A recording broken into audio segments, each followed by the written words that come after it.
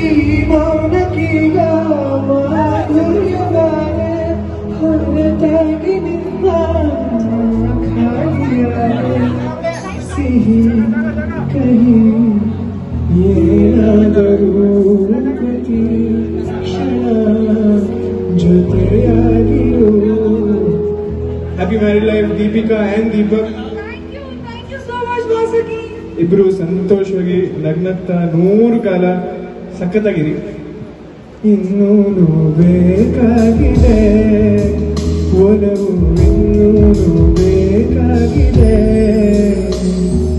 ಇನ್ನೂನು ಬೇಕಾಗಿದೆ ಒಲವು, ಇನ್ನೂನು ಬೇಕಾಗಿದೆ. ಮೌನ